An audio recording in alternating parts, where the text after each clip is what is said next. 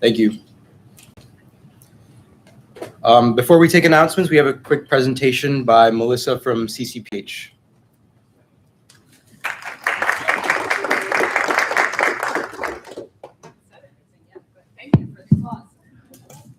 Thank you. Let's see. Okay, maybe if you'll click my slides, I can stand over here and see them. Okay, perfect. Good evening, I guess. Thank you all for inviting me to be here. My name is Melissa Rodkowitz. I use she, her pronouns. I'm a clinical psychologist by training, and I'm currently the director of the Center for Counseling and Psychological Health, CCPH. So thank you for inviting me to come and talk to you about our services. The hope is that you know something about us so that you can share the information with your constituents and at least know that we exist and help spread the word. So I'll tell you a little bit about what we offer and how to find us, and then I'll leave some time for questions and answers. All right, so you can go ahead and click. Great, so a lot of words. I didn't make these slides, I apologize for that. But really the mission of our center is to take care of the mental health and well-being of UMass students. We're available to grads and grad students and undergrads.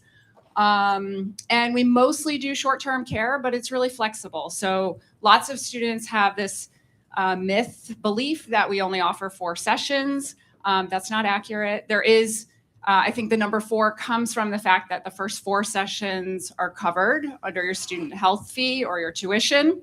But if we see you more than that, then there are options. So we can bill insurance, we can talk about other options, we can waive fees. My mission as a director is for finances to never get in the way of getting treatment. So if that's a concern to you or to somebody you know, have them come talk to us because we want to make it accessible. We also do prevention. You might see us, maybe you saw us today at Fresh Check Day out on campus. We do a lot of outreach. We have some therapy dogs. You might see them around.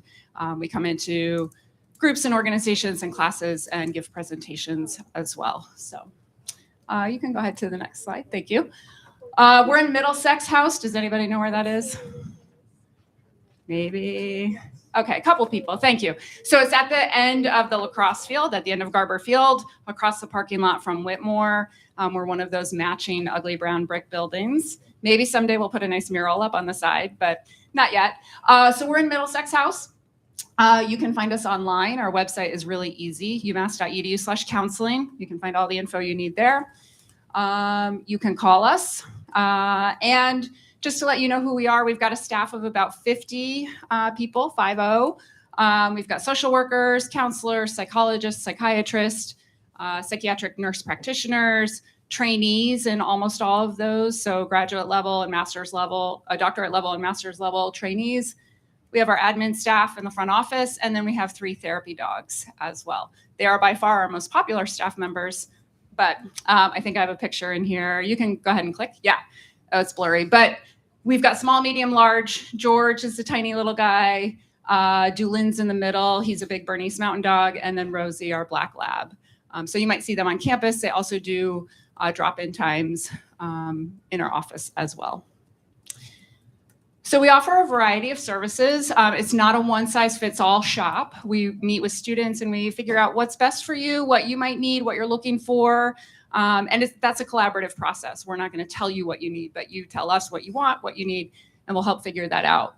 So some things to know of what we offer: 24/7 crisis services. During the business hours, that's in person. It can be in person. Students can walk right into Middlesex. We'll get you in right away. You can call us. After hours, it's by phone or by Zoom. Let's Talk, which I have another slide for, but it's a 15-minute quick consultation, kind of like, I'm not sure what I need. Can you help me figure that out? Groups and workshops, individual therapy, psychiatry, which is medication. So if you don't know what psychiatry is or the difference between psychiatry and psychology are the MDs who prescribe psychiatric meds. And then we do some psych testing too for ADHD and learning disabilities. You can go ahead and click through. So it's a stepped care model, which you don't really need to know, but basically what this means, we have a lot of different options. Students can start at any point on that and go up or down. It's about level of sort of connection and level of service. So students might not need individual therapy. Maybe they just want to do a group or a workshop, or they might need psychiatry, or they might need on-call. So really flexible model. You can go ahead. As I said, let's talk. If somebody doesn't know quite what they're looking for or what they need, this is a nice entry point. They're 15-minute sessions. We do them by Zoom every day of the week. I think we offer 50 or so appointments for this every week.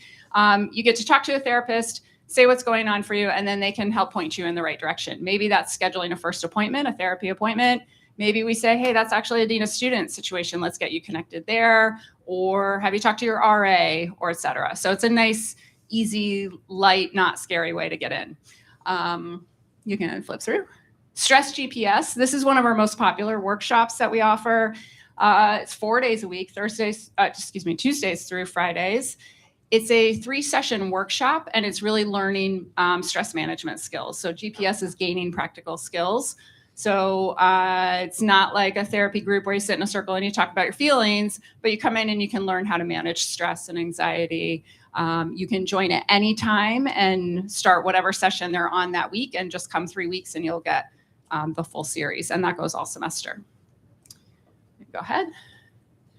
And then we have a bunch of different workshops and drop-in spaces and groups. Those change a little bit each semester depending on what seems to be most needed and what our staff have availability for. Workshops and drop-in spaces are totally free. They don't touch those 4 sessions that I talked about that you've already paid for with your tuition. But you can come as often or as little as you like. Maybe you come once and you decide not for me, that's okay. Workshops tend to be a series, so you learn something some more skills-based, and you learn those each session. The drop-in spaces tend to be more identity-based or topic-based. We've got drop-in spaces like for LGBTQ students, or I'm trying to think of ones we have. Pet therapy is a drop-in one, for example. You can go ahead to the next slide. And then therapy groups, those are sort of the more traditional, what you might think of as a therapy group or a process group. Once it starts, membership is usually closed. So it's like 6 to 8 students who meet every week. And they're usually presentation focused, which means like depression or anxiety, or we have one sometimes for international students or things like that. And those do come out of the 4 sessions that you have. We bill those as half. So you could go to 8 group sessions and not touch your insurance at all. And these are just some examples. I had pictures or icons on there, but they didn't show up. As I said, the groups and workshops change a little bit each semester, but these are some of our more common ones. Grief and loss, we have a grad student group, TGNC, trans and gender nonconforming, international students, living on the spectrum. Sometimes we partner with other departments on campus, so we often run groups with the Stonewall Center or with Disability Services or with UMass, et cetera. Individual therapy. So as I said, we do a short-term model usually, but we're really flexible. Sometimes students, they've been in long-term therapy every week for 2 or 3 years. They want to continue that here. CCPH isn't really the place to do that, but we can help get students connected in the community, or maybe you can see your home therapist online. We can talk to students and help them figure that out. We do tend to keep sessions or treatment kind of short-term, time limited. But again, no limit, no session limit. And if students don't have resources to go off campus, or they have an insurance policy that has a really high deductible, something like that, we can, again, those are the students we try to keep in-house because this is probably one of the only times in life you're going to get affordable mental health care. And so we want to be able to make that accessible to as many students as possible. The way our therapy sessions work to get in for therapy, you might hear from students, I can never get in, CCPH is so hard to get in. That's a little bit true because it is a finite resource, right? We don't have unlimited slots, but we do take in about 90 new clients per week, every week of the semester. And the way it works is every day at 8:30 in the morning, we open up new slots for that day and for 5 days out. So we tell students, either call or go on the patient portal early in the morning and try to book a slot. If you don't see anything, try back the next morning or call us. Our front desk staff have a little bit more flexibility than the patient portal on the computer. And if it's an emergency, we'll get you in right away. So call us. If you need something, can't wait, and you don't see anything online, definitely call or come in. Okay, I think you can go to the next one. Psychiatry, as I said, we have psychiatry providers on staff. So if students come to school already on medications that they want to continue here, there are some strict prescribing laws across state lines. So particularly out-of-state students might need to transfer their care here. Or if students are in a situation and maybe they need to start a new med while they're here, they can meet with our psychiatric providers. Students do have to be in therapy to see psychiatry. Doesn't have to be therapy with us, but you have to have a therapist somewhere. And we do bill insurance for psychiatry. But again, we'll talk with you about it. We have lots of great resources and tricks of the trade that we can help make things more affordable. And then psych testing, like I said, we do some ADHD and learning disability testing. It's pretty limited right now because of our staffing capacities, but hopefully that will grow. But let us know if that's something you're looking for and we can help with that. We can also help refer to the community because there are providers in Amherst and local towns that do psych testing as well. Next slide. And then crisis. So we have a dedicated crisis team. These are licensed providers who are on call, waiting in our office for students to come in. We don't define what a crisis is. We let students define that. So if it's something where you feel like you can't wait, you need to talk to somebody right away, either call or give us or come in and you'll meet with someone. We have a new phone number. So we have a main phone number that you can call for everything else, but we also have a dedicated crisis number. Easy to remember is 545-HELP. So you can access us that way. And we'll get you set up. Next slide. And then we've got a couple of online resources that are free to every student with your UMass email address. That's how you log in. There's WellTrack Boost, which is online therapy modules. So maybe you want to learn some new skills around sleep hygiene or stress management or depression. That's a great place to do it. And then WellTrack Connect, if you're looking for a therapist off campus, you can search by zip code, you can search by your insurance company, you can search by provider identity or demographics. We also can help you do that too, but if you want to do it on your own through WellTrack Connect, that's available. I think that's it, right? Is that my last slide? Yeah, okay, thank you. Oh, I didn't realize you were clicking the button. I thought, sorry. All right, so any questions? Is there anything I can answer for anybody? Yeah, I saw your hand first. Thanks.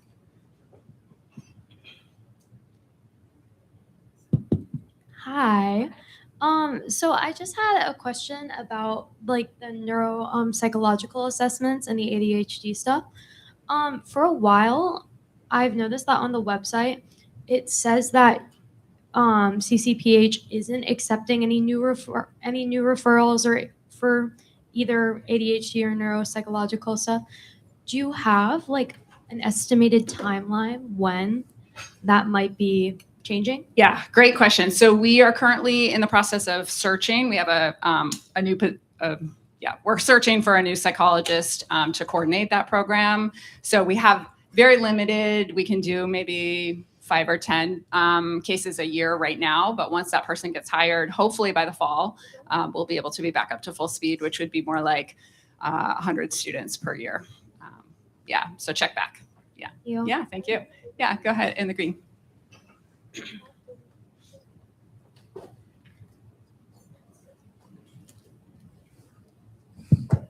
Hi. First and foremost, thank you very much. I've used some of CCPH's resources and then also directed other people towards CCPH. It's really great stuff that you're doing. I know that you said that you're pretty much at capacity and that there's a lot more need than you can handle. Is there a plan moving forward, especially since the school will continue to admit more students than perhaps they have capacity for? Is there a plan or a model moving forward for how CCPH is going to react to that? Great question. Yeah, so we're pretty much on track for a large public university. Most large publics see about 8 to 10% of the student population in the counseling center, and we're right around 8%. We do have some new positions coming through HR right now, and hopefully we'll be able to search those this summer and get some new staff in by the fall, potentially 6 new providers, which would be amazing. And also making different, creating different options available. Again, not everybody needs or wants individual therapy week after week. So doing more of those groups, workshops, outreach, events, things like that. So I do think, as finances allow, we will continue to grow. I've worked here for this summer will be 23 years. And when I started, we had I think 18 providers. We now have 50. So it's grown significantly. In large part, I'll say SGA helped with that in the past with some funding. So I do expect us to continue to grow. Yeah, thanks. Yeah.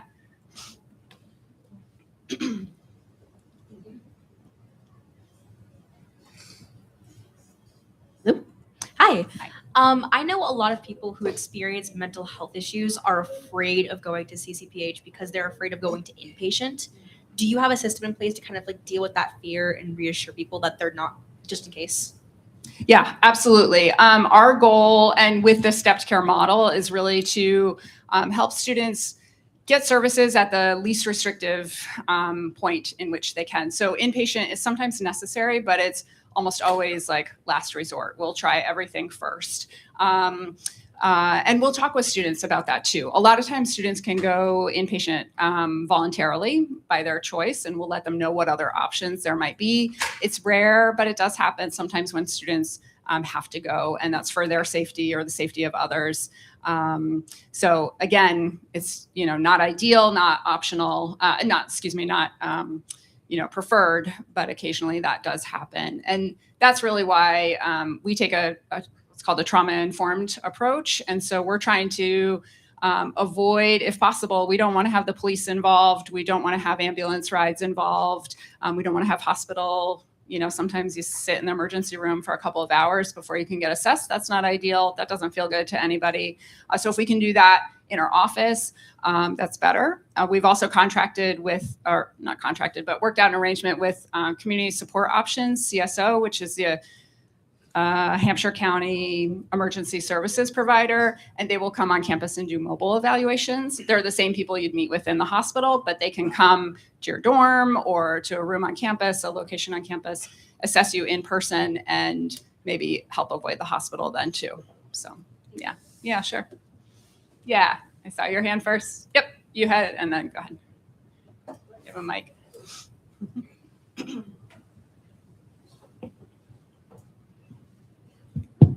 I'm curious how you guys work with like other organizations on campus or agencies like the Center for Women and Community and others, because a lot of these cases you see can be comparable, or you can refer people. What is that process like?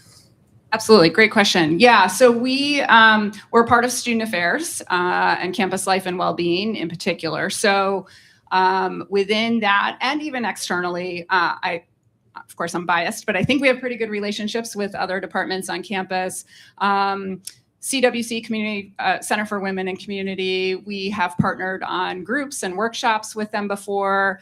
They often refer to us because they don't have crisis services available. So sometimes they might have students who need a little bit more than what they can offer. We're happy to receive those referrals.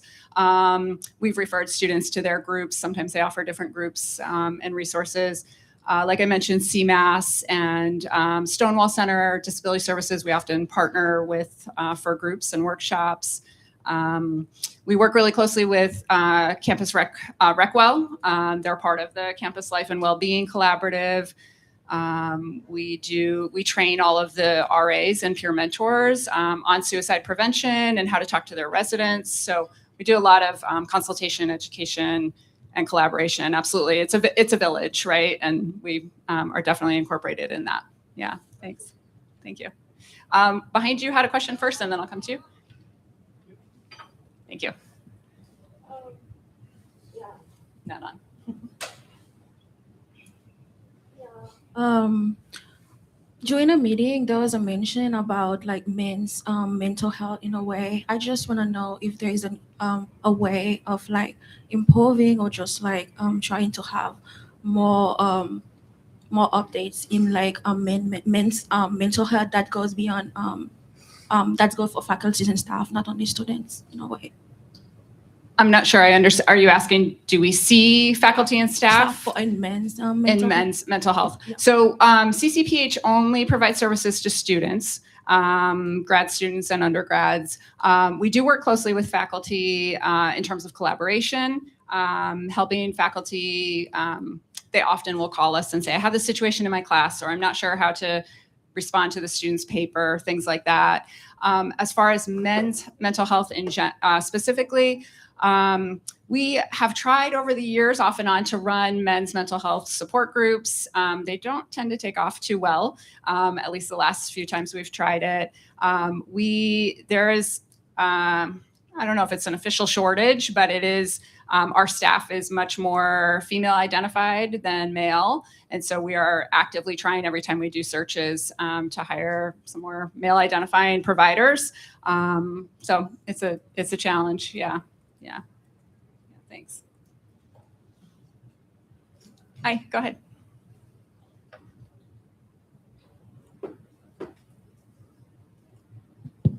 Okay, hello. Yeah, thank you for the presentation. I would like to ask though, a lot of students face issues that are like very like relevant to like maybe student conduct violations that they may have committed that may have not been reported up until the meeting. So if they do report on these issues during the meeting, are you forced to like report on them or contact the conduct advising office, or how does this work?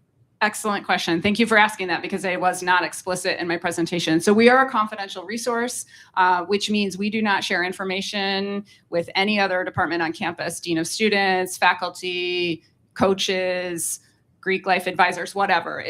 What you tell us stays at CCPH. The only exceptions to that are legal ones. So if you're at imminent risk of harming yourself or others, if you're involved in a court case and a judge orders us to release the records, or what tends to come up a little bit more often is if you tell us about a child or an elderly person who's being abused or neglected. Sometimes we'll have students tell us about a sibling at home, a younger sibling who's in a dangerous situation. And in those instances, we might have to break confidentiality. But everything else stays with us unless you want us to share it elsewhere. And then you sign a release and we're happy to collaborate. Yeah, thanks. Yeah. You send, oh.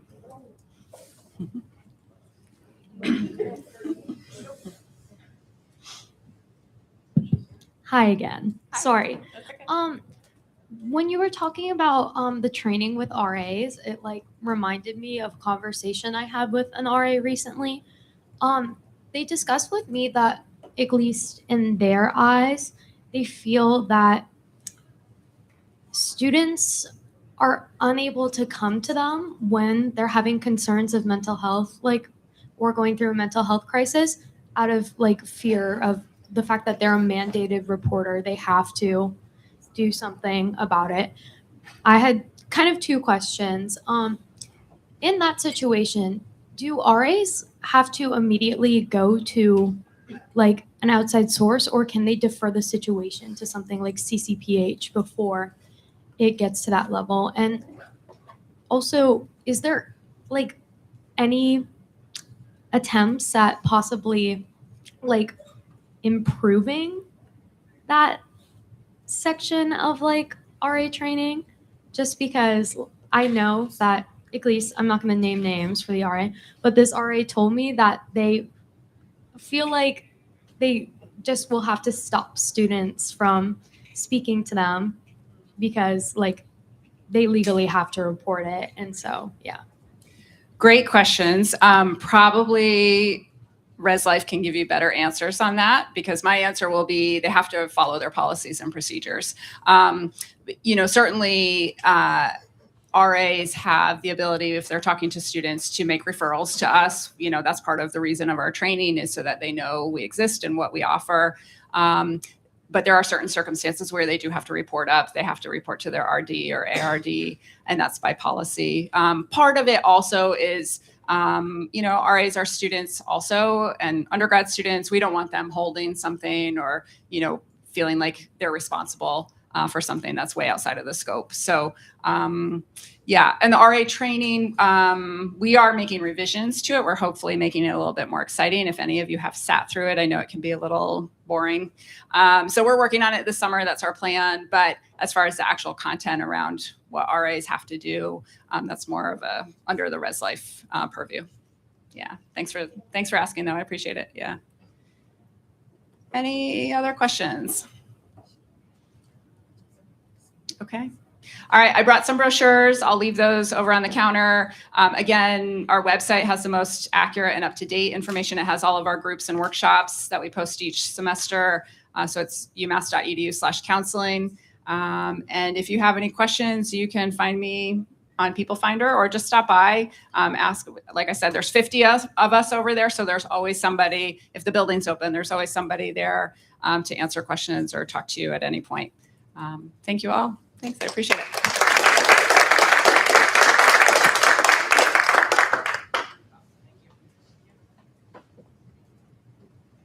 The presentation you just saw is in the supplemental materials folder. If you ever feel like you need any support at all, please don't hesitate to reach out to CCPH. With that in mind, I'd like to observe a brief moment of silence to remember Emma.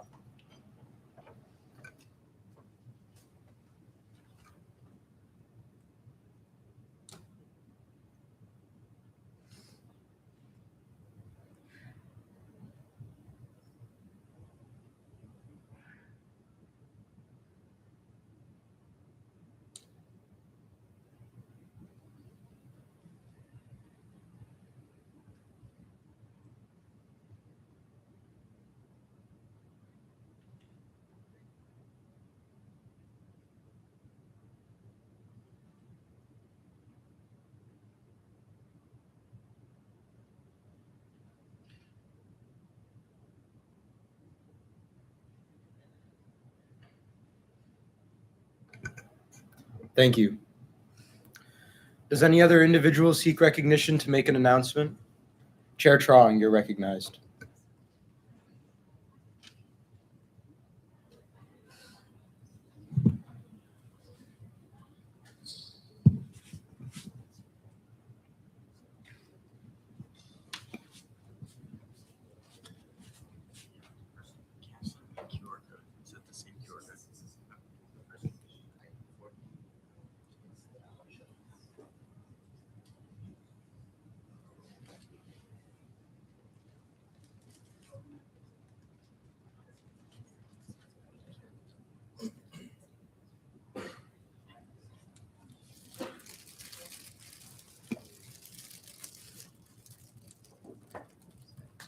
Alrighty. Before we begin, first off, I just want to say Ways and Means, we have completed about 99% of our budget voting. So next week we're on track to pass the S1 on time. Thank God. The second thing is last Friday, myself and Ishan and I believe Kari were also at the Pedestrian and Safety Committee, SAB. And so they're looking for feedback. And so we've put together a feedback form about proposed policy. So if any of you guys like literally walk, which is everybody here, bike, e-scooter, regular scooter, bus, literally any form, if you like exist as a person, you should really fill this out because their admin is proposing a lot of new changes next year, specifically from about the Worcester North Pleasant crosswalk all the way down to her potentially having a dismount zone for all sort of vehicles, excluding those necessary like mobility devices, along with other policies. So it's really important that we get feedback. I know it's a really short turnaround, but we're looking to get as much feedback as possible by Friday because I believe that's the next time that they're meeting. So if you could just take a second and scan it. Literally takes like 3 minutes. We'll email this out. Also, as part of it, there are maps included in the survey, so you can get more information there. And there's also additional resources and links that we can send out as well. Senator Tick, go ahead. So I didn't see it in the form, but does the mobility devices include like electronic wheelchairs or other? Okay. The dismount zone would not apply to any sort of mobility devices that is necessary for a person to access campus. Any further questions? All right, thank you. That's also in supplemental materials. Please share that out wherever you can. Are there any other individuals seeking recognition to make an announcement? Senator Bender Wilson, you're recognized.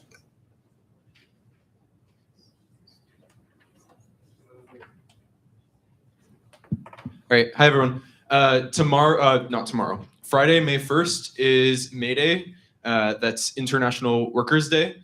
And so there are a bunch of different groups working together to put on May Day Fest, a huge festival that's going to be on the Meadowampi lawn that's in between the Student Union and ILC. It's going to be an all-day festival from 10 a.m. to 6 p.m. And we're going to have speakers and workshops and tables of a bunch of different groups and food and music and performances and all sorts of things. It's going to be a lot of fun. 10 a.m. to 6 p.m. this Friday. Please come by. It's going to be a lot of fun. I guess I might leave this somewhere. Yes, if you have any questions, let me know. If you'd like to get involved, let me know. Thank you. Thank you.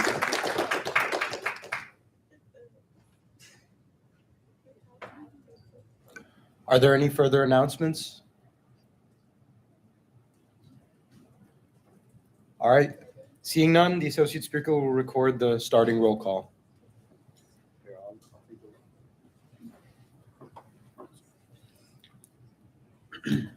Senator Trophy. Here. Senator Trophy present. Senator Baker. Senator Baker absent. Senator Blair. Here. Senator Blair present. Senator Breen. Here. Senator Breen present. Senator Calvo. Here. Senator Calvo present. Senator Chamu. Senator Chamu present. Senator DeRiggi. Senator DeRiggi present. Senator Dang. Senator Dang present. Senator Faciso. Senator Faciso present. Senator Haycock. Senator Haycock present. Senator Hiranandani. Senator Hiranandani absent. Senator Khanna. Senator Khanna absent. Chair Kim. Chair Kim present. Senator Cohison. Senator Cohison present. Senator Moore. Senator Moore present. Senator Martos. Senator Martos present. Senator Meesum. Senator Meesum absent. Chair Mello. Chair Mello present. Senator Morales-Kino. Senator Morales-Kino present. Senator Nalivo. Senator Nalivo present. Senator Ng. Senator Ng present. Chair Nguyen. Chair Nguyen present. Chair Onyeka. Chair Onyeka present. Senator Rahi Patel. Senator Rahi Patel present. Senator Reeb. Senator Reeb present. Senator Rogers. Senator Rogers absent. Senator Schuette. Senator Schuette present. Senator Siegel. Senator Siegel absent. Chair Swirsky. Chair Swirsky present. Senator Tacky. Senator Tacky present. Senator Tick. Here. Senator Tick present. Senator Torngrip. Here. Senator Torngrip present. Chair Trong. Here. Chair Trong present. Senator Volotka. Here. Senator Volotka present. Senator Valencia-Gallego. Senator Valencia-Gallego present. Senator Bender Wilson. Senator Bender Wilson present. Senator Walker Hoover. Senator Walker Hoover present. Senator Golu. Senator Golu present. With 34 voting members, a quorum is present. Thank you. The minutes from the last Senate meeting were sent out 48 hours prior. Are there any corrections to the minutes? Seeing none, the minutes stand approved without objection.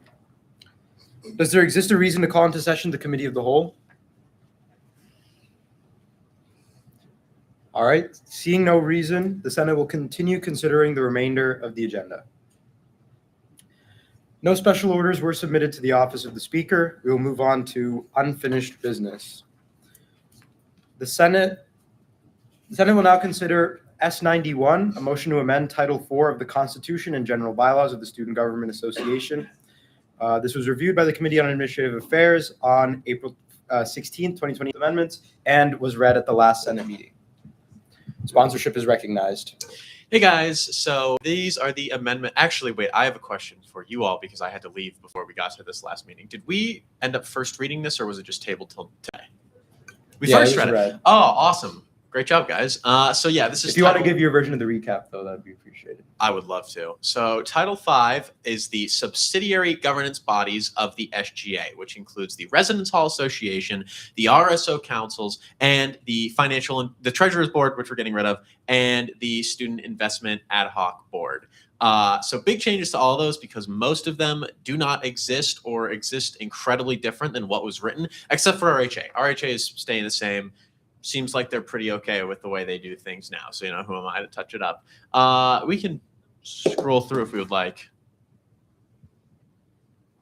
So a lot of it's just getting rid of it because our old system had RSO. Each RSO council in the source would get a president, vice president, treasurer, secretary, and entire e-board. And there was not really a need for that. And it ended up kind of collapsing under its own weight because that's a lot of expectations for people to basically be the e-board for e-boards. And at that point, they're basically doing our job for us. So in this revised system, every RSO council will get a president, which was something factored into the budget we also passed last week. And those presidents will be in charge of being a representative for all of the RSOs within their council to the SGA. So if we ever need to get information to or from, let's say, the art council or the club sports council, this would be our point person for that. They are all given a stipend of $500. That's $250 semesterly to ensure accountability. Also, because we're asking people to do work. So, kind of feels like they should be compensated for it in some way, while also keeping up regular communication with the director of the registry, the director of finance, and the chairs of the Ways and Means, UROC, and Finance Subcommittee.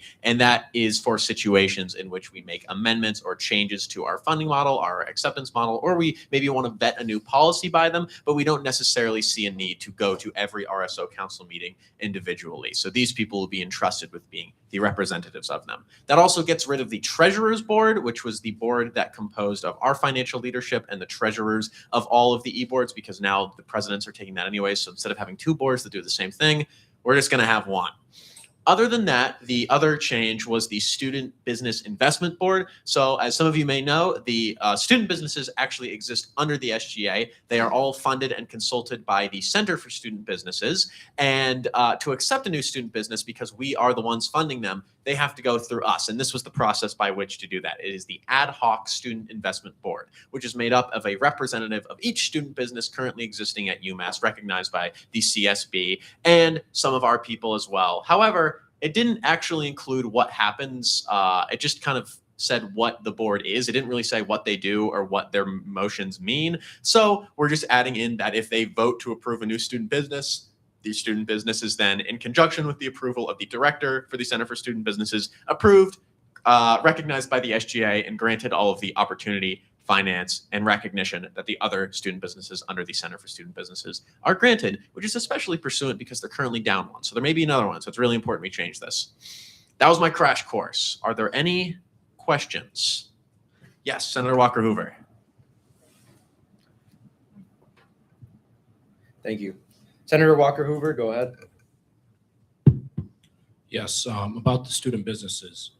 Is there like something in writing where they have to come in front of like SGA or Senate or somebody, to present on their student business idea? Or is it just it's up to the student businesses that are currently, active to see what they're working with and approve them? Like, what is that process? Yes, so it's actually in these bylaws, how that happens. And the Ad Hoc Student Investment Board, that is filling the hole of what you're saying right now, which addresses and accepts a new student business. And it is considered a subsidiary governance body because it is composed of our voting representatives as well. I think it's the SGA president and a couple of their designees, as well as representatives from the Board of Student Businesses. So it's kind of a half and half split because we don't know everything that goes on in the CSB. The CSB doesn't know all of the considerations we have to take on our finances. So that's why it is under Title V, is because it's mostly a half and half split between those two boards, as well as with the approval of the Director for Students, Center for Student Businesses. So much in the way that UROC and the Secretary of the Registry currently accept RSOs, where they get a preliminary application, feedback on that, and then they get the chance to resubmit before their final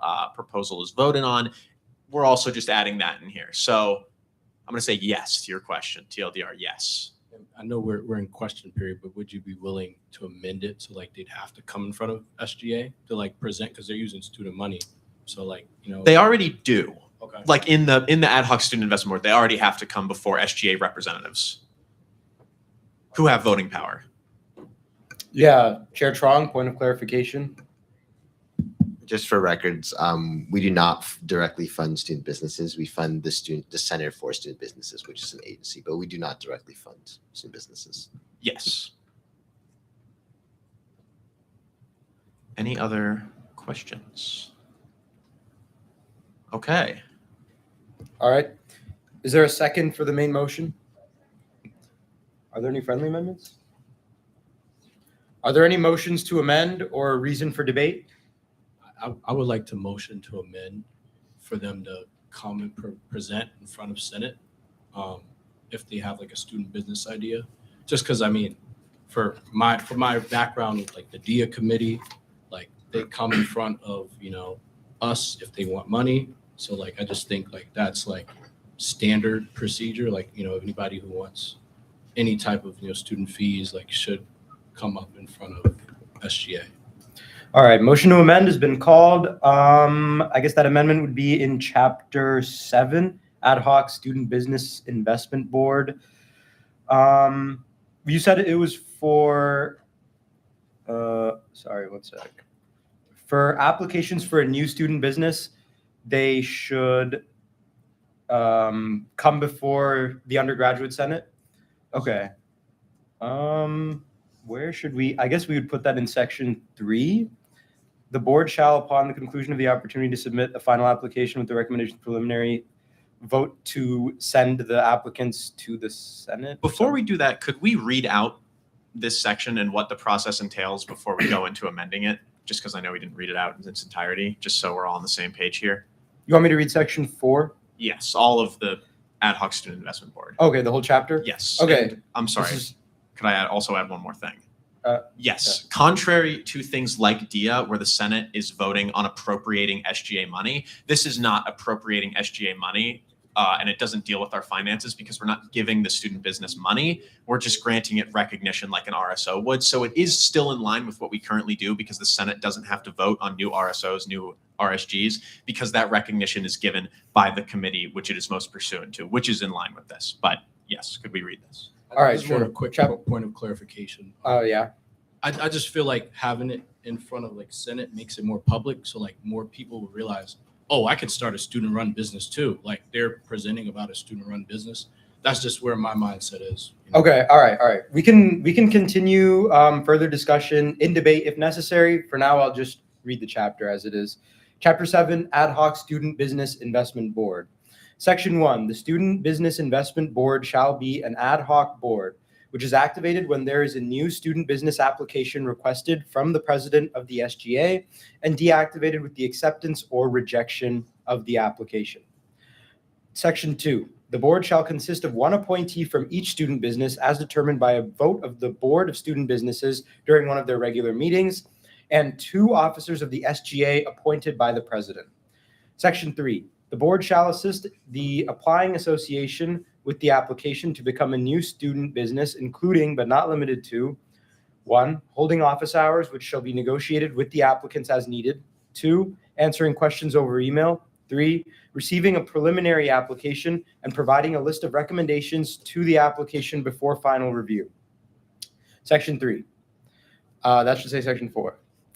The board shall, upon the conclusion of the opportunity to submit a final application with the recommendations of the preliminary, vote on the acceptance of the applicant's student business. Sub 1, upon an affirmative vote and the approval of the director of the Center for Student Businesses, the student business shall be adopted and recognized by the SGA and provided the opportunity for the resources, materials, and financial assistance available to all existing student businesses.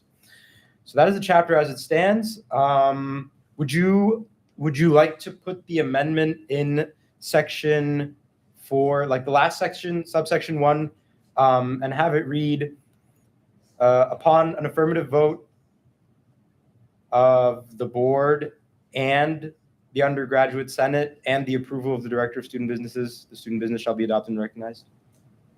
That sounds great. Okay. So under subsection 1, upon an affirmative vote, what's the best way to phrase this? Upon an affirmative vote of the board and the undergraduate student senate, I don't know, then it gets kind of, yeah, that's true.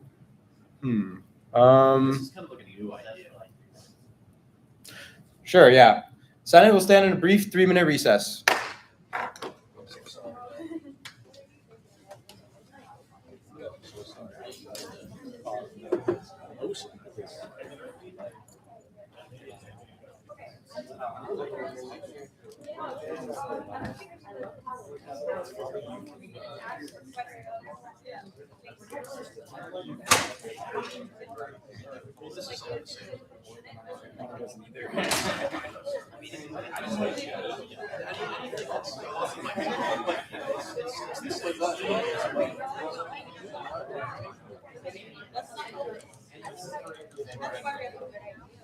This has always been my background.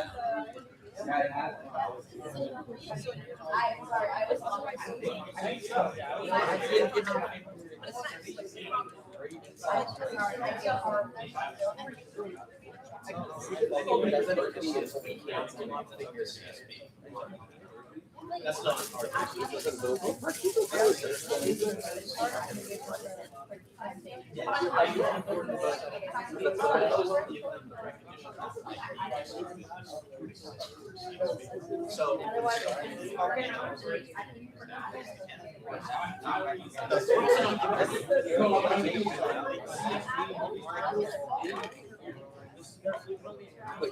putting down like what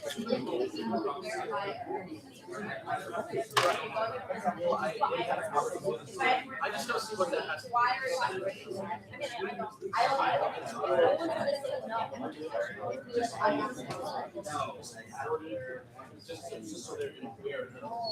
Well, if somebody does want to start a student business, I would recommend them instead of like waiting for it to come. But I think if you're running a student business, you don't need to call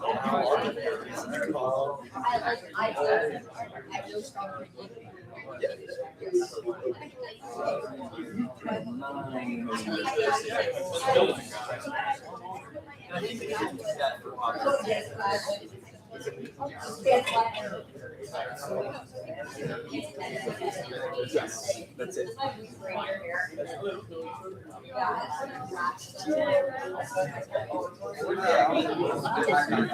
just saying, I don't see how. It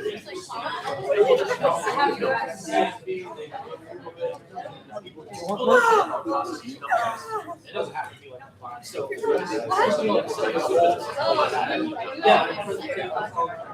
I just don't know about you. To me, I can help sort them out. Solve, not solve.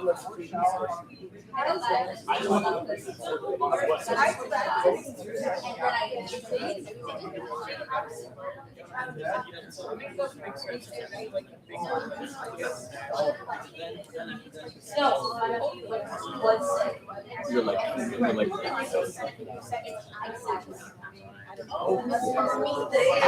Sorry, I'm so mad. No, I know.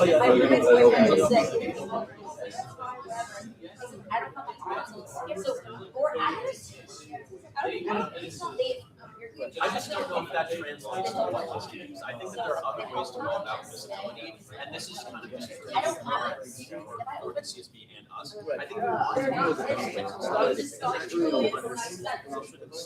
of like the board, like I've been sick for I'm ready to go. Jeffy.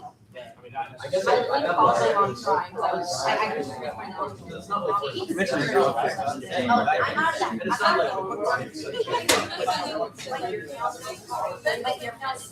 I think it's like I don't know Because they're small. I appreciate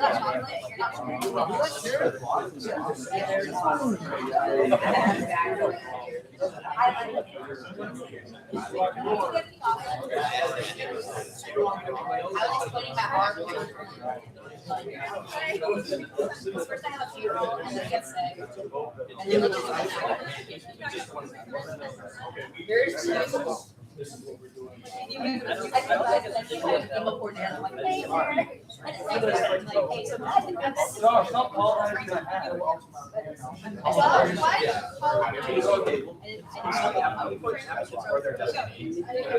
So just in case that hasn't been done.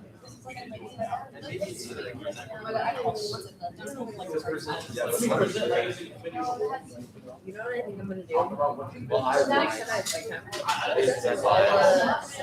Videos where I say something and then cut it all together. Actually, no, I'll make one of you and send it around. Nightmare. You know what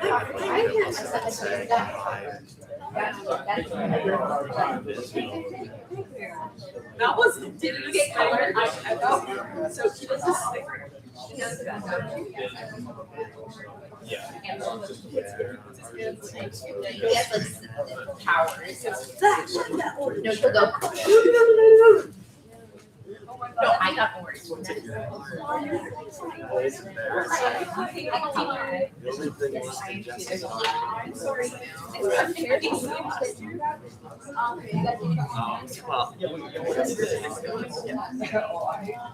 I think Jessica.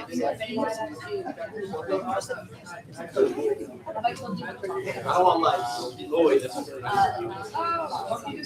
No, okay, well, I saw Jessica. Jess,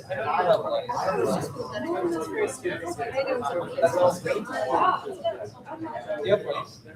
I'm not going punch you in the I tummy. genuinely was going with Dude, I can fight from a mile away. We can't.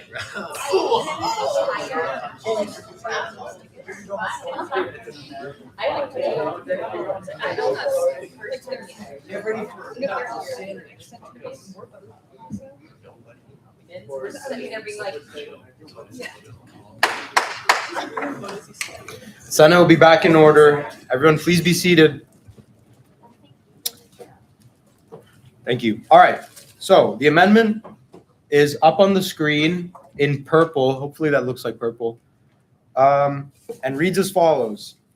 The board shall, upon the conclusion of the opportunity to submit a final application with the recommendations of the preliminary, vote to send the applicants or their designee to announce the creation of the new business before the University Undergraduate Senate.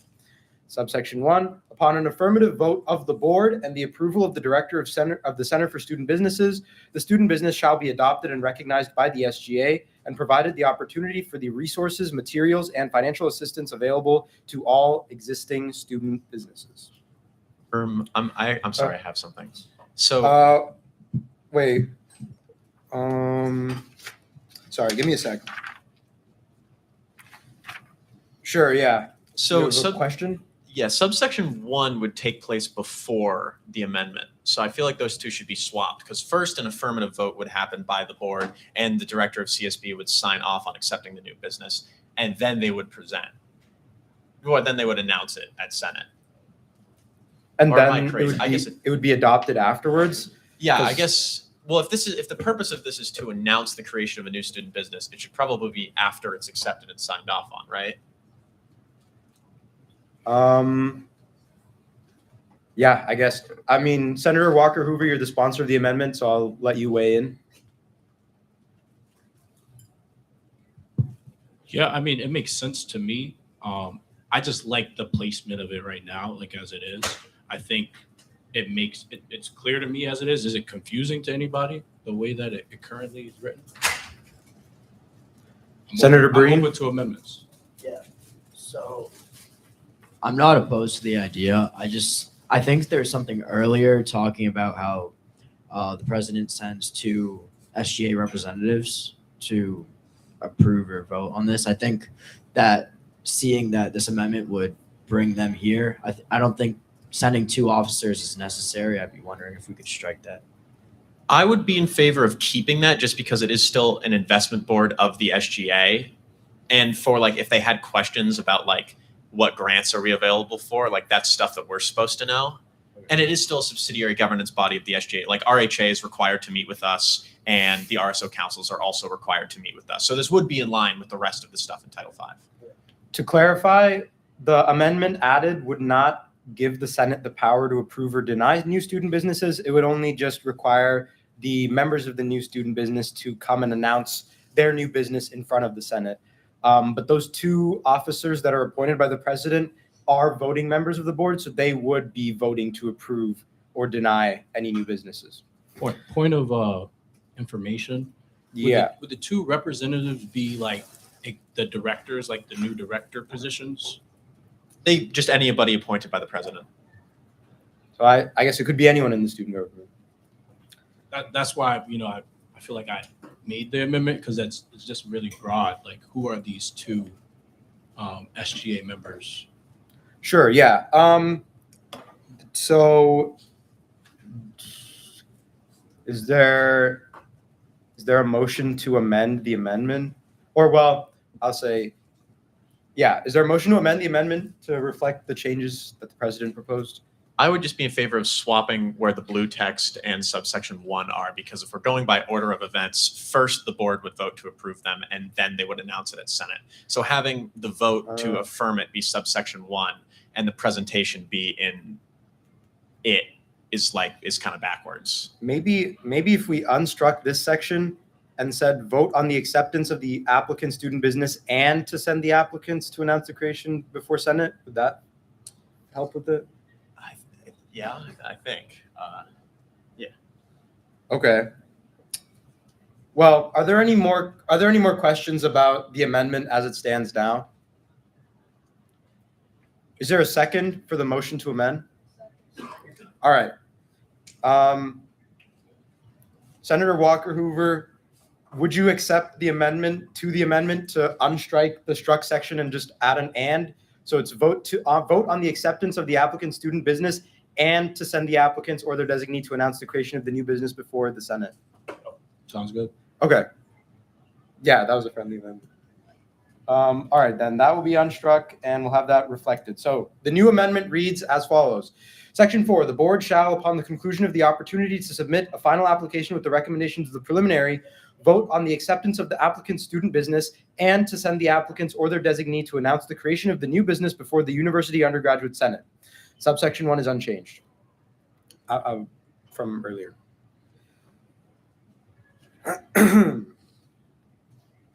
Are there any further motions to amend the amendment or debate on the amendment?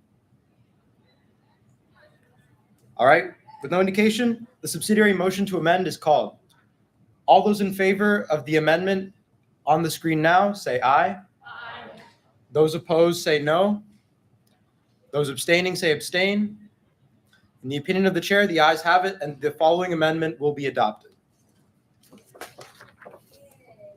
All right. Our Chair Trong. Can I propose a friendly amendment?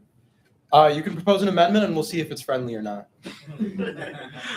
For, I believe it's chapter 12, section 1. I believe ad hoc should be capitalized. I think it's a Chapter 7, the Ad Hoc Student Business Investment Board chapter? Yes. At the top. First sentence, first I line, see. ad hoc board. Sponsor, do you accept that amendment? Yeah. Okay. That was pretty friendly. Nice. Okay. Let's get that capitalized. Okay, I'll take the H. Wait. Okay. Are there any further motions to amend or reason for entering debate?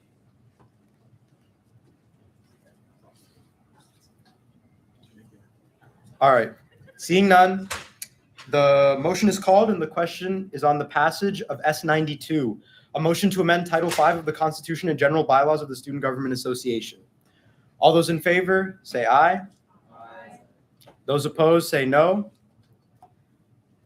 Those abstaining, say abstain.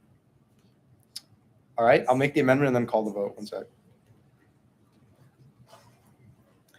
All right, in the opinion of the chair, the ayes have it and the motion is passed.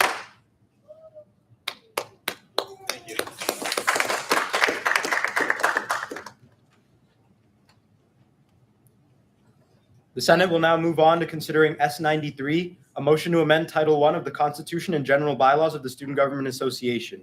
This motion was reviewed by the Committee on Administrative Affairs on April 16th and was reported with amendments and was read at the previous meeting of the Senate.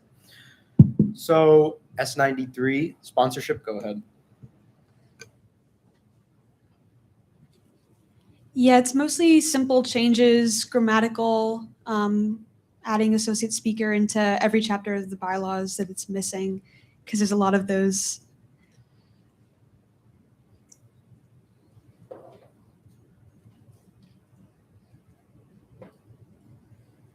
Bylaws was referred to as SGA bylaws instead of the general bylaws. This is another grammatical thing.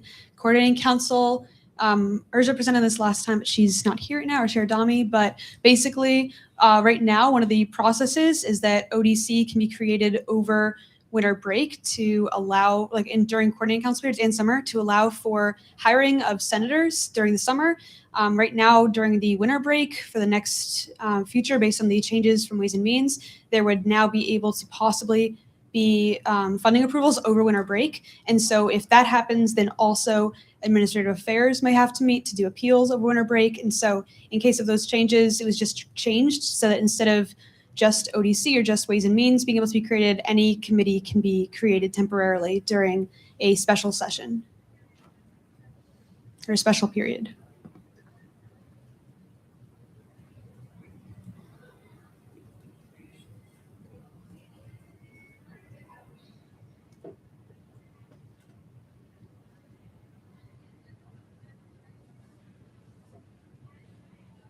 Yeah, I think that's everything. Are there any questions for the sponsorship?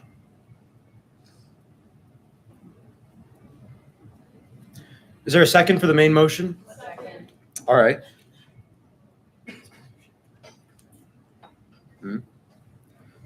I guess, yeah.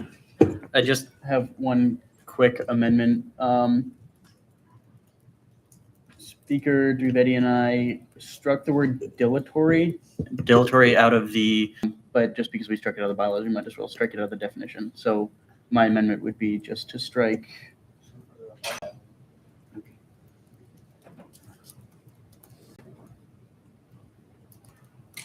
Did I pass it? Right here. So my amendment would just be to strike this since this language isn't in the bylaws anymore, so there's no need for the definition. Are there any questions about that amendment? Chair Trong?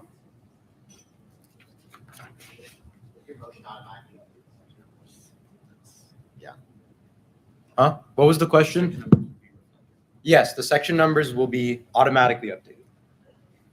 Clerical change. Are there any other questions about the amendment? Sponsorship, do you accept the amendment? All right. The amendment will be reflected then to strike section 4. Here, I'll do it. To strike section 4, defining the term dilatory, and to update the subsequent section numbers to reflect the striking of that section. Are there any further motions to amend or any reason to enter debate?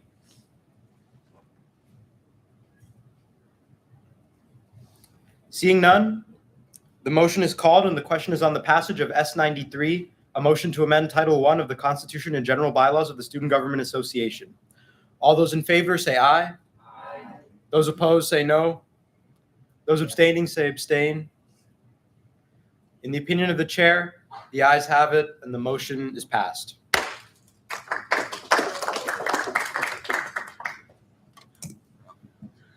The Senate will now move on to S94, a motion to amend Title VI of the Constitution and general bylaws of the Student Government Association. This motion was reviewed by the Committee on Ways and Means on April 20th and was reported with amendments. Sponsorship, go ahead.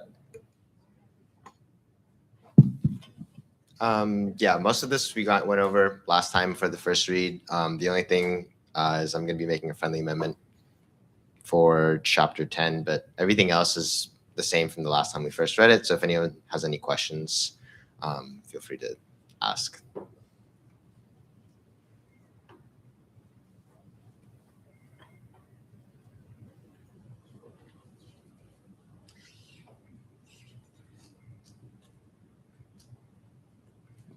Sorry, are there any questions?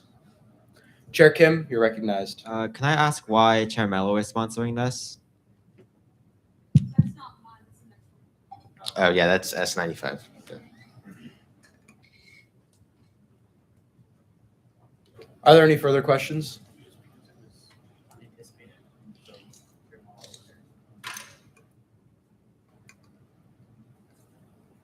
All right.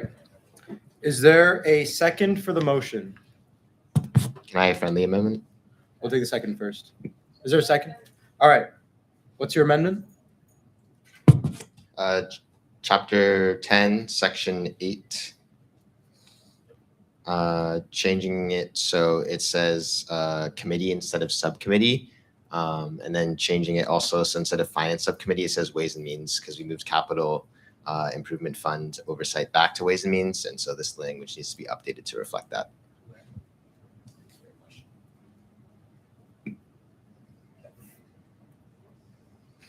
What chapter was it?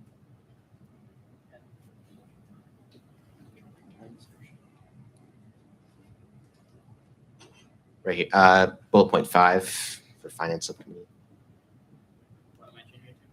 Ways and means committee. Or committee in question. Was that the only change?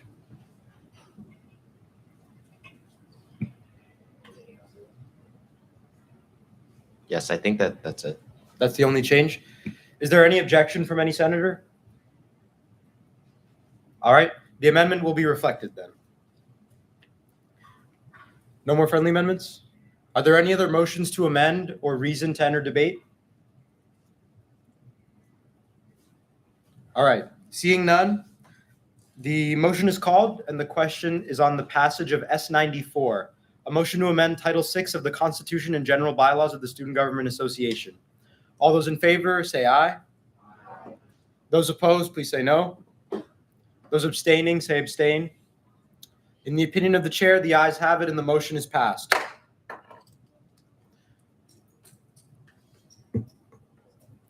The Senate will now move on to considering S95, a motion to amend Title VIII of the Constitution and general bylaws of the Student Government Association. This was read at the previous Senate meeting. The sponsorship is recognized for another factual description.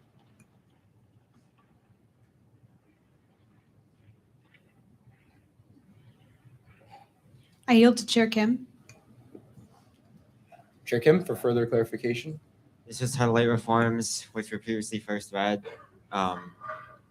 Just quick question: which day was this reviewed by AA? Can we get confirmation on this?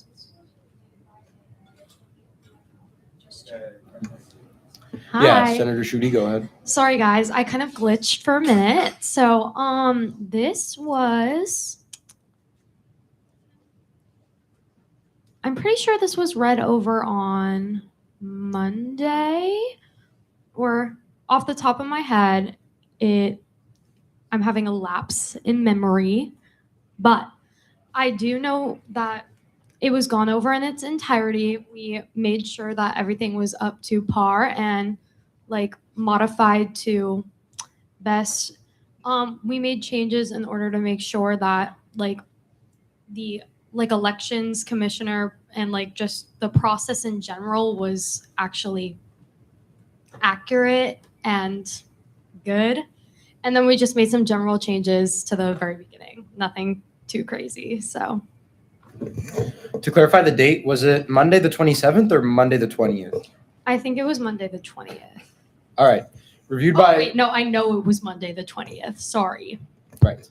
Reviewed by the Committee on Administrative Affairs on Monday, April 20th. Does the sponsorship yield to questions? Or okay. Are there any questions about the Title VIII amendments? Again, these were read last week. All right. Is there a second for the main motion? Any friendly amendment sponsorship? Are there any motions to amend on the floor or any reason to enter debate? All right, seeing none, the motion is called and the question is on the passage of S95, a motion to amend Title VIII of the Constitution and general bylaws of the Student Government Association. All those in favor, please say aye. Those opposed, say no. Those abstaining, say abstain. In the opinion of the chair, the ayes have it, and the motion is passed. That concludes. Motion to reconsider S94. Reason there was a missed amendment for chapter 10, section 8, subsection 1. Motion to reconsider. Did you vote on this one? I voted aye. You did vote aye? Okay. As long as he's on the prevailing side, you can make the motion to reconsider, so it's all set. Yeah, as long as someone on the winning side does it. So since it passed, we'll say that we will reconsider. Okay, all right, I got it. Motion to reconsider S94 has been called. Sponsorship gave the reason. Is there a second for the motion to reconsider? Does there exist a need for debate on the reconsideration of S94? It's 94. 94, Title 6. S94. Is there a need for debate on the reconsideration? All right. With no indication of a need for debate, the subsidiary motion is called to reconsider S94, a motion to amend Title 6 of the Constitution and General Bylaws of the Student Government Association. All those in favor, say aye. Those opposed, say no. Those abstaining, say abstain. All right, the ayes have it and the motion is adopted. The Senate will now reconsider S94, a motion to amend Title 6 of the Constitution and General Bylaws of the Student Government Association. The sponsorship is recognized for a factual description. I already explained it in the reconsider. Are there any further questions on Title 6? Senator Ficizzo, you're recognized. Chapter 10, section 8, subsection 1, it says subcommittee. This is supposed to say committee. That was the missed amendment. When we originally, for bullet point 5, it said finance subcommittee to ways and means, which is what we amended. And so to keep it consistent, we have to say committee instead of subcommittee, because capital improvement has moved from finance subcommittee back to ways and means committee. All right. That's the only amendment? Second. Yeah, is there a second? All right. So the friendly amendment, I guess, has been received. Are there any further motions to amend or a need for debate on S94? With no indication of a need for debate or further amendments, the motion is called and the question is on the passage of S94, a motion to amend Title 6 of the Constitution and General Bylaws of the Student Government Association. All those in favor, say aye. Those opposed, say no. Those abstaining, say abstain. In the opinion of the chair, the ayes have it and the motion is passed. Again.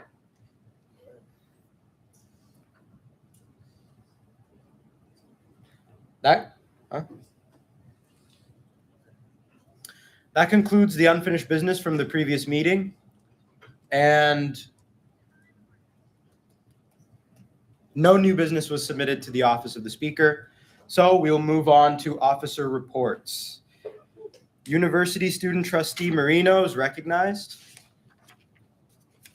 President Borowski is recognized. Vice President Nalivo is recognized.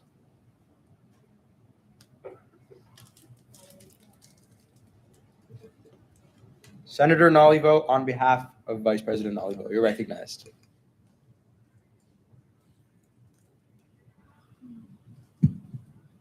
Unfortunately, Gianna couldn't be here, but she just wanted to say hi, everyone. I'm so excited for the banquet on Saturday.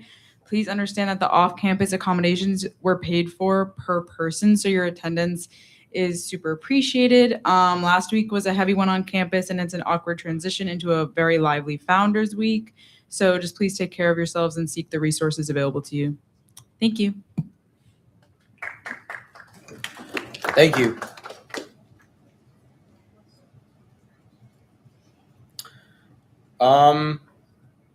My report out is in the packet. Just one quick announcement. The SGA end of year banquet is this coming Saturday.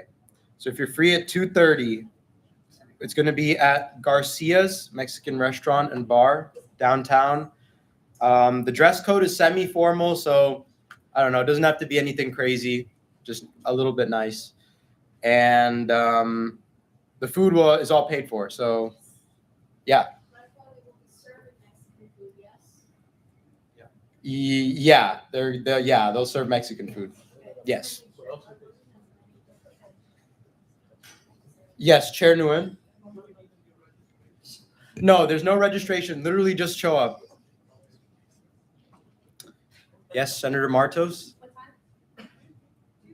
2:30. We'll be starting at 2:30. Again, that's May 2nd, this coming Saturday, at 2:30 at Garcia's downtown. Yeah, that's all from me. Associate Speaker. Did it end at 5:30? Oh crap! Yeah, I guess you said it now. Okay, my report out is in the packet. Okay, I need to make you all aware that there will be an additional Senate meeting on Friday, May 8th at 5:30 p.m. This is so that way we can be in compliance with the bylaws, as the S1 has to be put up by the second to last Senate meeting. Next Wednesday would be our last if we didn't have an extra one on Friday. So to be in compliance with the bylaws, we must have one on the 8th.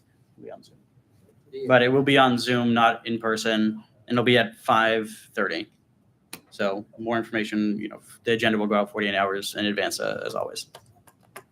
Was there a question? No.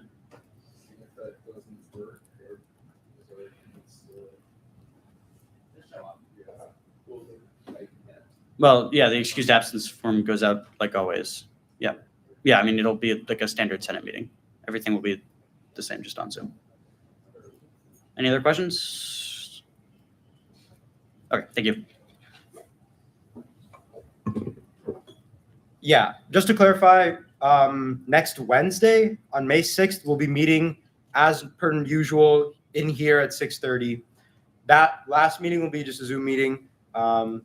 Maybe there won't be business, but we'll see. Anyways, and it'll be a little earlier at 5:30 on Zoom. Chief Justice is recognized if President. RHA President. Any RSO Council Presidents? Any agency representatives? Does any Cabinet Secretary wish to make a verbal report out? Attorney General Mullins, you're recognized. Hi, guys. So I'm meeting with the UMPD Advisory Committee and the Student Conduct and Community Standards Office tomorrow. If you want me to bring anything up to either of them, please let me know after this meeting. Thank you. Does any other Cabinet Secretary wish to make a verbal report at this time?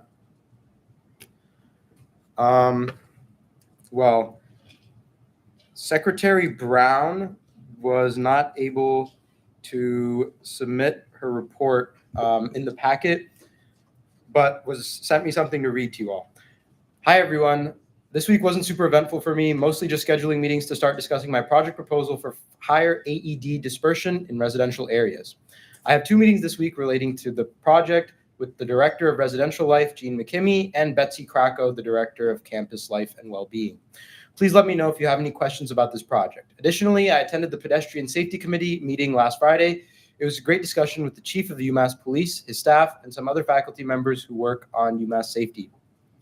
There was discussion of increased signage for bikers to keep congestion out of the sidewalks, as well as more dismount zones across campus.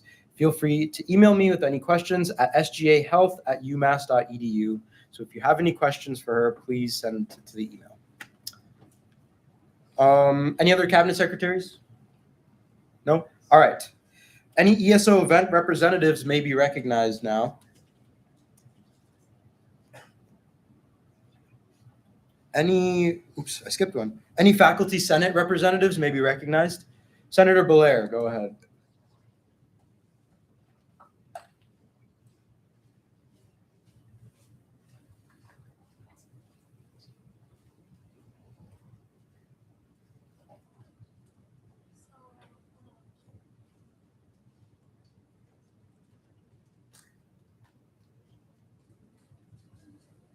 At the April 24th meeting, the Health Council approved the prior meeting and discussed K wellness and safety updates.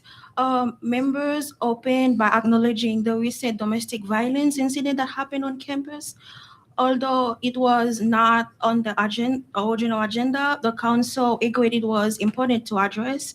Members expressed sympathy for those impacted and discussed how the campus community, particularly staff, can be supported after a traumatic event, including whether a debrief occur and what additional resources or space may be needed.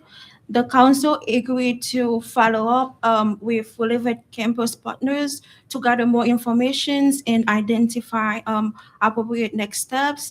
The council also recognized student leadership in the wellness fair and discussed and briefly discuss opportunities to strengthen like the WorkWell website. Members also reviewed progress on a draft micromobility policy, emphasizing the need to collect relevant data and share it with students and committee members as the draft developed. Finally, the council began early planning for the fall vaccine panel, reflecting on last year's event and identifying potential venues to be confirmed. So that's it on the Health Council meeting. Thank you.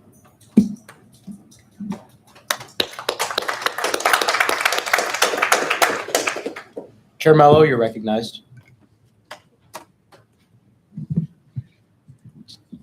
On Monday, Chair Swirsky and I went to Undergrad Education Council. If any of you guys are staying in SGA next year, I'd highly recommend it. Super interesting committee. They cover all sorts of things.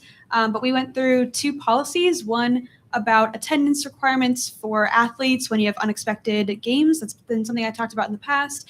And then the other one is about leave of withdrawal and absences.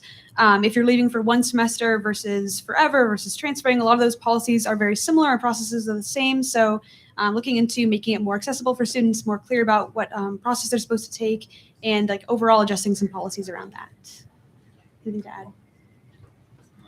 There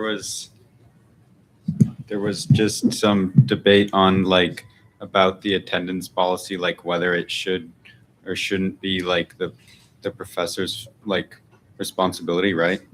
Or like the student's responsibility. I don't know, it got kind of contentious, but they had fruit, so. Any questions? All right. Thank you, guys.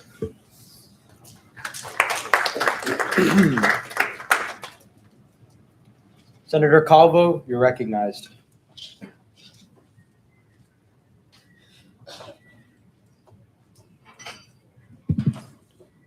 Yep. Hi. So I went to the Academic Programs and Budget Council. So basically, what they did is just pass a bunch of like changes to certificates and also a new certificate. This being the financial tech certificate for Eisenberg. They also passed a new certificate program for the Education Policy Research and Leadership certificate in the Education Department. They made a few changes to the Public Interest Technology Certificate as an interdisciplinary program. They made a change to the program of Social Data Analytics for Sociology. And that was pretty much like their main business. Any questions? All right, thank you.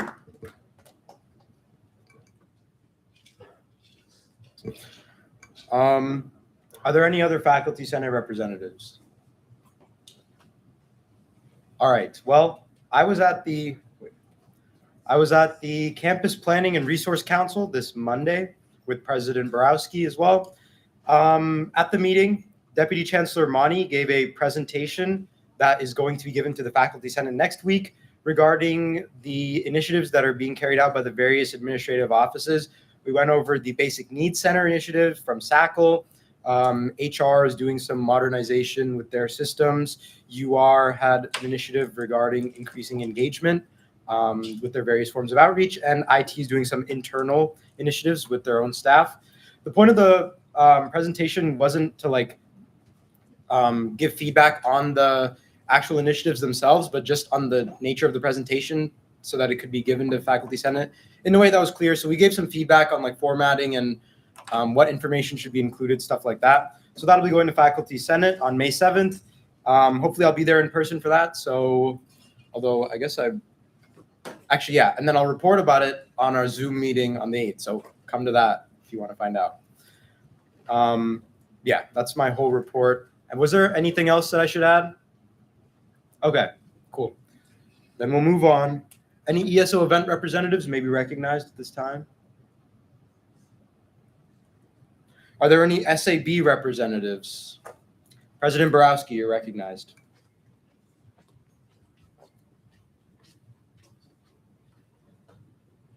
Hey guys, I was at the University Relations Student Advisory Board today and they actually went over a bunch of cool stuff. Firstly, they're making new designs for all of the colleges and they're trying to roll this out to hopefully in the future go to departments. So go to the UMass store next week, guys, see what's going on. They have a feedback form for them. Also, there's an open call for student organizations to sign up to do social media takeovers for the UMass Instagram. And seeing as we are the stewards of the RSOs, if any of you guys know anybody who would be interested, please send them my way so that I can send them to UR to see if they can do that. We can get to that in one moment. Also, they want to collaborate with us on advocacy at the state legislature level, which I thought was very generous of them considering that's stuff we love to do. So in the future, I will be putting together kind of an email list of people who are interested in this to meet with Natalie Blaise and maybe talk about visiting even over the summer, going into next semester to discuss the appropriations to UMass's budget, which is currently being passed by the state legislature right now. Any questions? Wonderful. Rose, didn't you have a question? Oh, I was going to say, Mike, I'm going to email you about the. Yeah. Microphone? Behind you.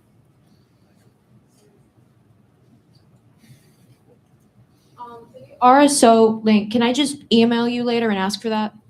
Yes, actually, you know what? I will send the link to the Senate chain after this. Good idea. There's also just a QR code for ideas you have in general for UMass marketing. They're looking for student experience about getting involved in campus. And I mean, that's what we do, guys. So please fill it out. Thank you.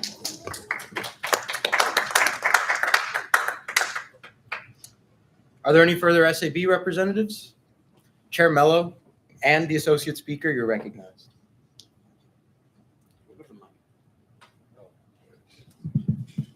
We went to academic affairs the other day or yesterday actually. We covered a lot of things, including the SGA course. Again, if you're interested in that for next semester, please reach out to me.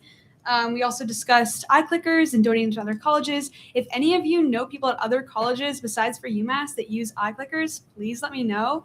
We would love to be able to give these free resources to another university to be able to benefit those students. But if not, I'm sure that we can find something else to do with them. We talked about alumni email resources, UMass Foundation, Hampshire College, graduate student issues within the nursing department, dissertation formatting, and all sorts of other issues as well.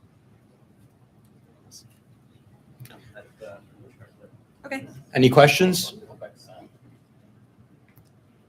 All right. Thank you, guys. Much appreciated. Are there any more SAB representatives? Okay, well, I attended the athletics SAB last Thursday, and they went over some financial information that will be presented also to the Faculty Senate next week. But broad strokes, most of the teams are doing good with their finances. Football had higher expenses this year due to costs associated with gaining new staff as well as transferring conferences. But they also do spend a lot of money on student-facing aid, such as scholarships, which I think is important to note. But they're not like very far in the red or anything. So yeah, I also went to the Pedestrian Safety Committee, which I'm not entirely sure if it falls under SAB or Faculty Senate, but Chair Trong described most of it. Just to summarize, they have planned out a pretty expansive, in my opinion, dismount zone that primarily affects the walkways around the library and the student union, which we thought posed some hurdles, specifically with regards to like the bike co-op and getting a bike here into the STU. So we recommended that change to them. But again, student feedback is very important and data helps back up our claims a lot. So please fill out Chair Trong's form, which is in the supplemental materials folder, and spread it around to anyone who might be interested. Again, their definition of e-mobility device includes bicycles. So it doesn't include any device that is required for accessibility needs, but it includes pedal bicycles alongside electric bicycles. Yeah, Senator Vender Wilson. Is that made very explicit in the Google form that includes pedal bicycles? Is that in the form, Chair Trong? I believe I just literally screenshotted what they had in the policy recommendation, so it should be pretty clear that it includes pedal bicycles, but I can amend the language if needed. Yeah, we'll make sure that's clarified. Any questions? All right. In that case, we'll move on. Does any Senate committee chair wish to make a verbal report out this time? Chair Seversky, you're recognized. Is there a microphone near him?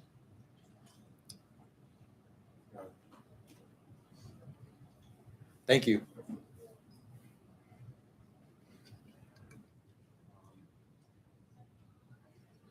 Hello. So about the questions that I got last week about the app, the UMass locator app. So I met with him and I talked about the questions that you guys asked about, one, the menstrual products and the other ones. I asked I did ask him, I just can't think of what they were right now. And he was very happy to have the feedback, and he's putting all of them in a spreadsheet. And he just said, anyone else who has stuff, he's happy to hear any other feedback, even if it's random or obscure. So if you have any feedback, talk to me. So Any questions? All right. Thank you, Chair Seversky. Does any other committee chair wish to make a verbal report out at this time? Chair Trong, you're recognized.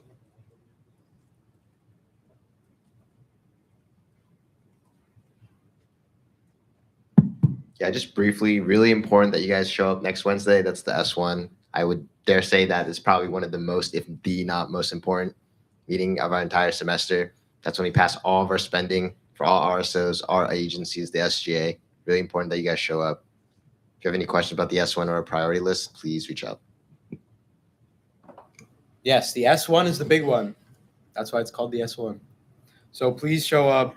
Very important that we have quorum for that meeting. Any other committee chairs wish to make a report? All right. JD? Are there any other motions on the floor other than a motion to adjourn?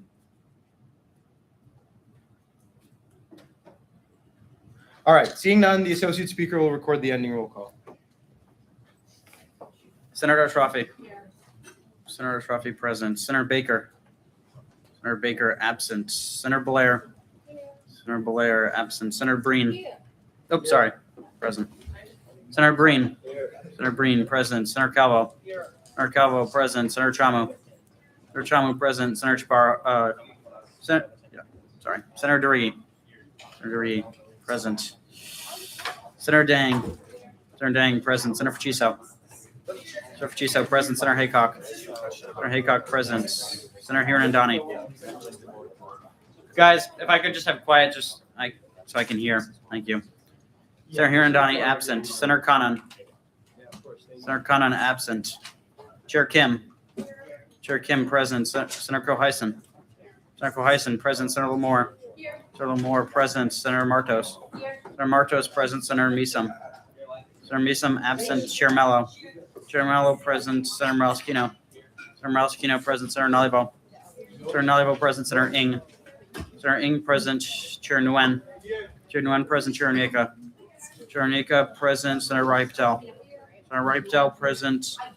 Senator Reeb. Senator Reeb present. Senator Rogers. Senator Rogers absent. Senator Schuette. Senator Schuette present. Senator Siegel. Senator Siegel absent. Chair Swirsky. Chair Swirsky present. Senator Tacky. Senator Tacky present. Senator Tick. Senator Tick present. Senator Torngrip. Senator Torngrip present. Chair Trong. Chair Trong present. Senator Vlatka. Senator Vlatka present. Senator Valencia Gallego.